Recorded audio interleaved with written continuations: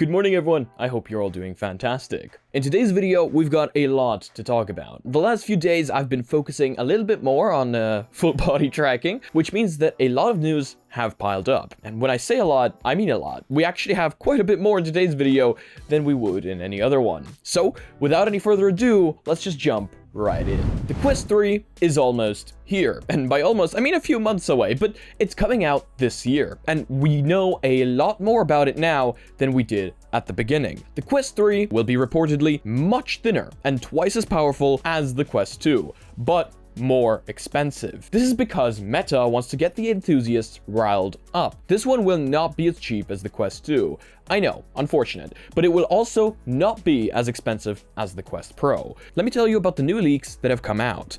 Details about the Quest 3 were leaked to The Verge. Alex Heath reports Meta's VP of VR, Mark Rabkin, told staff in an internal presentation that the Quest 3, launching later this year, will be 2 times thinner and at least twice as powerful as the Quest 2, but said it will cost a bit more. And CEO Mark Zuckerberg already previously told us that the Quest 3 will be in the range of $300 to $500, and that will likely be the entry price. And to quote from that meeting, "We have to prove to the people that all this power, all these new features are worth it." Rabkin also reportedly said the Quest 3 will have a smart guardian. The report doesn't elaborate, but this could potentially involve automatically seeing a 3D outline of furniture, people, and pets when you get close to them. Currently, the Quest 2 and the Quest Pro let you do this manually, as they have no depth sensors. And they let you do this with a crude kind of just box. You know, when you mark out the sofa, when you mark out the table, things like that. It's literally just a box is all it is. And late last year, leadership at Meta said it was a goal to make room scanning an automated process for mixed reality. Now our new speculation is that the Quest 3 will cost somewhere around $500, will be at least twice as powerful and twice as thin. And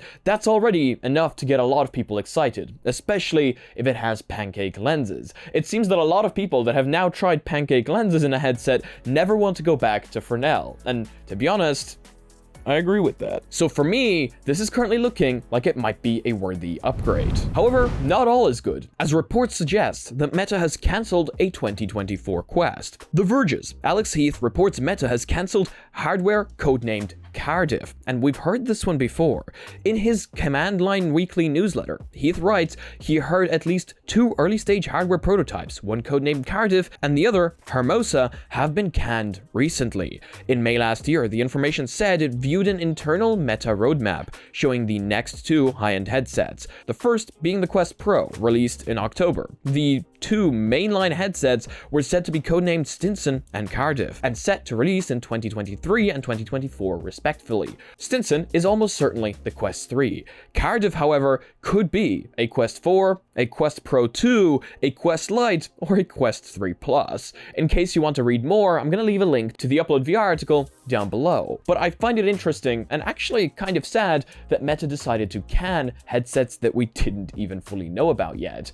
I mean, yeah, these might still come out sometime in the future, or they might be completely canned, and instead, a much higher end version will be released. You know, with the state of technology moving so fast nowadays, these headsets might not just have been viable. And I mean, with all the layoffs happening recently, they might just want to focus on a single project, making sure that that is out and is out just right. As our next piece of news, according to multiple reports, the Quest 2 retention rate is really not there. And to be honest, I'm not really surprised. People want more apps, people want more games, and people are saying that while the hardware might be there and we're constantly getting hardware upgrades, it might not be enough. They want more titles, they want larger titles, and they want fleshed out titles. Or at least that's what I'm getting from our community.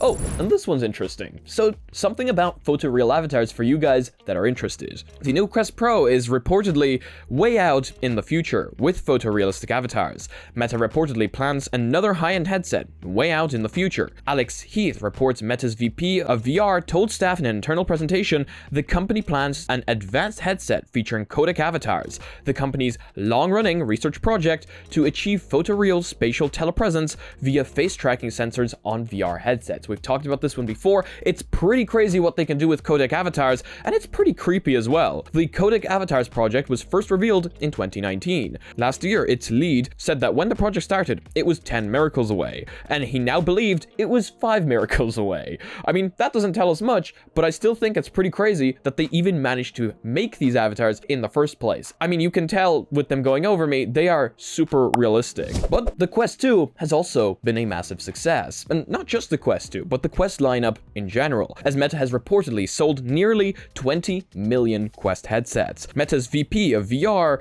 gave the statistics to staff during an internal roadmap presentation. A lot of things were leaked during this internal roadmap presentation. The Verge's Alex Heath reports. For comparison, the PlayStation 5 has officially sold 32 million units as of February 2nd, and estimates from December put the Xbox Series X and S at around 20 million. Meta hasn't ever officially revealed hardware unit sales for its consumer VR headsets, but there have been some hints. In March 2021, new CTO Andrew Bosworth revealed that the Quest 2 outsold not just its predecessor, but all of its predecessors combined. A product recall in July 2021 showed 4 million Quest 2 facial interfaces had been sold in the USA, both separately and included with the headset. Most directly, the CEO of Qualcomm, the company behind the Snapdragon XR2 chip that is inside the Quest 2, that's its main CPU, said in November of 2021 that Quest 2 was at 10 million units. A Qualcomm spokesperson backtracked on that statement, saying it was an average of third-party market size estimates, but this could have just been to save face with Meta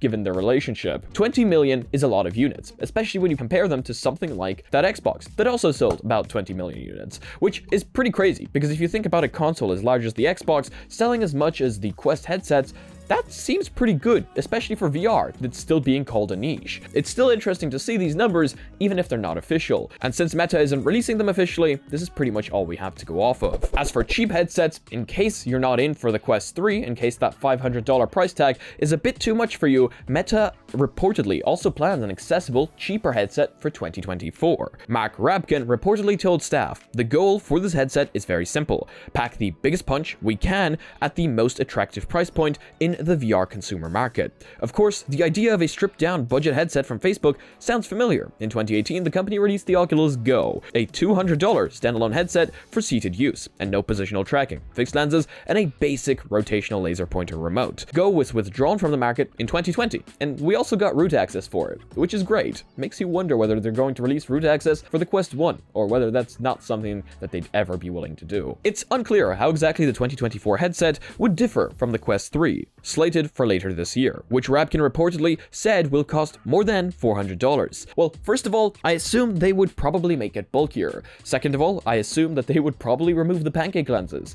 and possibly reduce the battery size? I'm not entirely certain there. Definitely give it lower clock speeds, and make it some sort of Quest Lite. I do see them doing this in the future to get as much people as possible into virtual reality. However, I'm not sure whether they would remove the augmented reality features, as this does seem to be a massive focus for Meta right now. I guess leave your answers down in the comment section below. What do you think Meta is going to strip down for a Quest Lite? And what do you think the price point is going to be for 2024? Okay, now let's do a speedrun of non-Meta news, which I'm also super excited about. Open source project brings hand tracking to the Valve Index and the Reverb G2. The open source Linux-based OpenXR platform Monado just added hand tracking. Hand tracking is a built-in feature on most standalone headsets, like the Quest 2, Pico 4, and the Vive XR Elite, but isn't currently natively available for SteamVR headsets, except through something third-party like a Leap Motion. The new feature fully supports the Valve Index and has degraded quality support for the Oculus Rift S and WMR headsets like the HP Reverb G2, though that will be fixed soon. Hand tracking is something I personally use a lot. If I just want to watch a movie, or browse my files, or just browse the internet and jump into virtual reality, I will probably not pick up my controllers, just because that's how good Meta has gotten hand tracking to be. And I know a lot of people do that as well. So SteamVR users finally getting access to hand tracking is absolutely fantastic. If this becomes a fully fledged feature and they manage to make it work in most other apps, that could allow SteamVR users to jump into something like, say, YouTube VR and watch movies without having to charge the controllers, without having to put on their controllers, and just overall have hopefully, a nice, simple experience where you just put on the headset and that's it. But I guess we'll just have to wait and see. Pimax has secured funding for their Crystal. Pimax has secured $30 million Series C1 funding to expand and support rollout of the Crystal and Portal VR headsets. Pimax, the China-based creator known for its super wide field of view VR headsets, announced it secured a $30 million Series C1 financing round, something that the company says will aid in the rollout of its new portfolio of VR devices. The Crystal and the Portal looked pretty promising, and looked is a very strong word here. They did have their issues, but they were definitely there, they worked, and they were real devices. Again, I will hopefully be releasing that video in the future before they release the final product to hopefully give you guys a glimpse before they release the final product. But it does seem like they have secured the funding they need in order to get their headsets out there. And that's pretty cool, because a few of their ideas on them are really interesting. And I do want to see whether they genuinely work as well as they said during their presentation. Talking about devices that aren't out yet, but are really cool, Xiaomi, a company that I actually have quite a few devices from, like their phones for example, as they're very easily rootable, is now planning to unveil wireless AR glasses prototypes, powered by the same chipset as the Quest Pro. These things look pretty crazy, they look pretty light, and Xiaomi is a massive company. Chinese tech giant Xiaomi today showed off a prototype of an AR headset at the Mobile World Congress that wirelessly connects to the user's smartphone, making for what the company calls its first wireless AR glasses to utilize distributed computing. Called the Xiaomi Wireless AR Glass Discovery Edition, the device is built upon the same Qualcomm XR2 Gen 1 chipset as Meta's recently released Quest Pro VR standalone. Didn't the Google Glass have a Discovery Edition as well? That's pretty interesting. While the specs are still thin on the ground, the company did offer some info on headline features. For now, Xiaomi is couching it as a concept technology achievement, so it will be a while before we might see a full spec sheet. Packing 2 micro-OLED displays, the company is boasting retina level resolution, saying its AR glasses pack 58 pixels per degree. For reference, Meta Quest Pro packs a PPD of 22, while Enterprise Vario XR3 cites a PPD of 70. So them packing this much of a pixels per degree would be pretty huge if they managed to put that into a pair of AR glasses. Oh yeah, and I'm literally just finishing editing, but I do want to throw this in as I think it's pretty cool. The EchoVR community, or more like the Save EchoVR community, actually flew a banner over Meta headquarters telling Zuck to not kill esports. And number one, I think that's one really cool way of bringing light to your cause without actually harming anyone. And number two, I think it's really funny. I am all in with the EchoVR community. I do not want the game to die, and I think that this is one really interesting way to bring light to it. But yeah, just decided to throw that in there, as I only just now remembered that that happened, and I do think it deserves a spot in this video. But that is going to be it for today's video. I hope you guys enjoyed it. I hope you learned something new. And as usual, if you guys like this one, please do leave a like. If you disliked it, I guess this button works too, but let me know why down below. I'm Mysticle. I hope you guys have a fantastic day. If you guys are not yet part of the community, check out our Discord, check out our Reddit down below, and thank you so much to the Patrons supporting this channel. You guys are helping me so much right now. Again, nobody actually knows what's happening in the background, but it is hopefully going to be pretty big. That being said, if you guys want to be notified about future content coming up on the channel, make sure to smack the subscribe button with your forehead, ding my bell, and see you again in the next video. Peace.